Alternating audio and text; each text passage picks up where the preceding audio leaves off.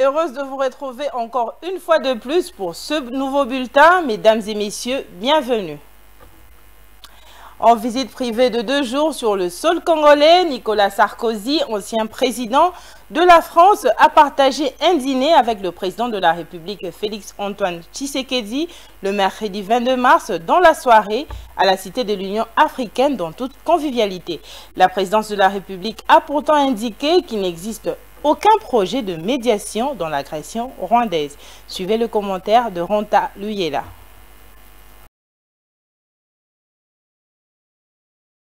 Nicolas Sarkozy a partagé un dîner avec Félix Tshisekedi, président de la République démocratique du Congo, le mercredi dans la soirée à la Cité de l'Union africaine.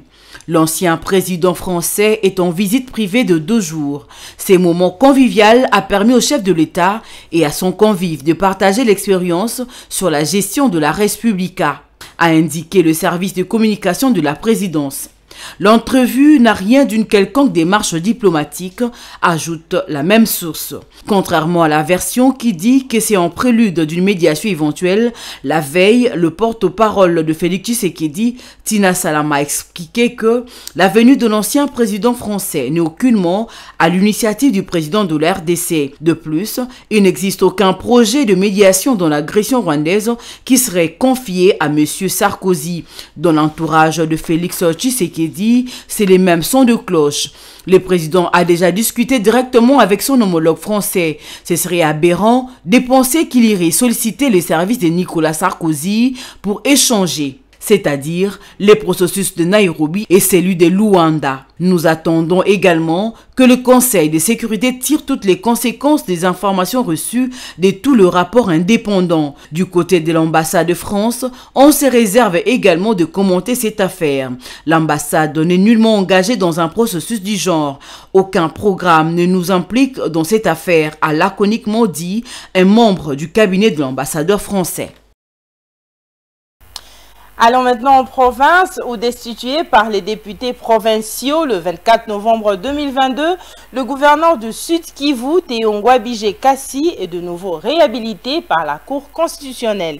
Le jugement a été rendu le mercredi 22 mars lors d'une audience publique suite à une requête en inconstitutionnalité déposée par le gouverneur Théongwa Bijé Kassi. Suivez.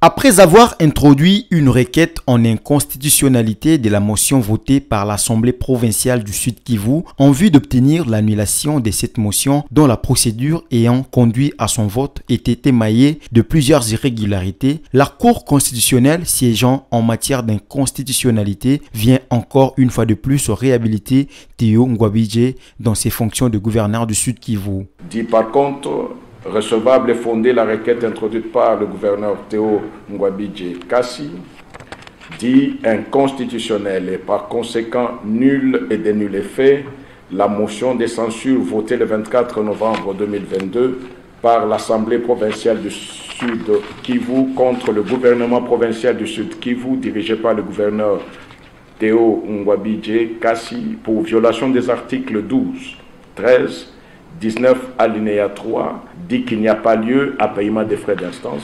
Pour l'avocat de Théongwa Bijé, c'est une victoire des droits et de la démocratie sur l'injustice. La Cour constitutionnelle a effectivement constaté des irrégularités criantes dans la procédure initiée par l'Assemblée provinciale du Sud Kivu pour voter une motion de censure mettant en cause mon client, le gouverneur. Mais je crois qu'aujourd'hui, c'est un grand jour où nous assistons à l'effectivité de l'état de droit, où mon client a été réhabilité et dès le prononcé de cette audience, mon client est réhabilité. À noter que c'est la 4e fois que cette motion a été votée au Sud Kivu contre le gouverneur Théongwa Bijé. Avant cette dernière, il avait été déchu une fois avant qu'il ne soit réhabilité par la Haute Cour. Toujours en province, la province du Tanganyika, dans ses 6 territoires, connaît des sérieux problèmes de communication routière et des infrastructures.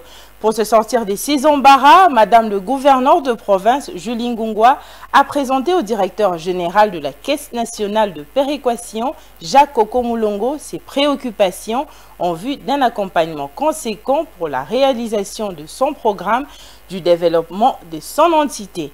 Suivez tour à tour la gouverneure de la province du Tanganyika et les DG de la Caisse nationale de péréquation, CNP en sigle. Nous connaissons un problème très sérieux d'infrastructure, la réhabilitation de routes, la construction de ponts. Et aujourd'hui, la province se retrouve presque enclavée. Donc, j'ai des problèmes à accéder au territoire. J'ai 6 territoires. Et surtout pendant la saison des pluies, c'est impossible. Et là, j'avais demandé au DG d'intervenir le plus vite possible, que j'ai l'accès au territoire. Nous lui avons donné la clé de répartition lui concernant par rapport à la gestion de la province, qui logiquement devait avoir un pourcentage plus élevé, mais étant donné que la pyramide est renversée, vu le développement que Tanganyika est en train de connaître, donc son pourcentage ne peut que baisser. Ces routes à l'interne, comme les routes de desserte agricole, ainsi que les ponts qui sont dans notre plan d'action pour le développement de cette province-là. Et enfin, le célèbre supermarché Jambo Mart, situé dans la ville de Lubumbashi, en la province du Haut-Katanga, a pris feu aux alentours de 2 h du matin, ce jeudi 23 mars. Jusqu'à là, l'origine de l'incendie demeure inconnue. Yvan Mukendi, habitant de cette province, a été joint en duplex depuis la ville de Lubumbashi. Suivez. Bonjour Monsieur Yvan, des images ou des vidéos montrant le supermarché Jambo Mart prendre feu nous sont parvenus. Pouvez-vous nous en dire plus sur l'origine ou la cause de cet incendie? Bonjour madame. En fait, tout a dû se passer au milieu de la nuit entre, semble-t-il, 2 h du matin et un petit peu plus tard dans la matinée, vers 7 h ou 8 h. Donc le feu est, semble-t-il, parti du 2e ou 3e niveau. En tout cas, ce qui est certain, c'est que le 1er niveau, le 2e et le 3e niveau du bâtiment sont sérieusement atteints. Ils sont sérieusement affectés par le feu. Bon, le rez-de-chaussée, pas tant que ça, mais bon, on va voir ce qui va se passer par la suite. En tout cas, on ne connaît pas les origines de ces feux, mais tout semble indiquer que ça serait parti d'un incendie quelque part. Il y a 2 jours de cela, le magasin UAC, qui est situé non loin, avait pris aussi feu. Vous avez des détails à nous donner par rapport à cela aussi? Absolument, pas loin de là, il y a le magasin UAC sur l'avenue Mouero qui avait également pris feu dans des circonstances quasi similaires, et ça suscite également beaucoup de questions sur les installations électriques et également des inquiétudes sur les installations électriques et tout ce qui va avec. Mais voilà, donc on est là tous inquiets, ça sera certainement des boulots perdus et de biens endommagés. On est vraiment inquiets, ça c'est certain.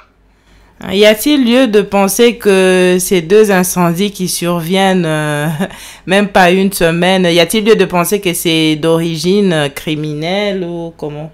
Bon, ça sera certainement aux autorités aux autorités policières de pouvoir déterminer la cause de ces incendies, mais personnellement je suis porté à penser qu'il s'agit probablement d'un problème d'installation électrique qui n'aurait pas été bien faite. Ça c'est un problème très bien connu à Lubumbashi.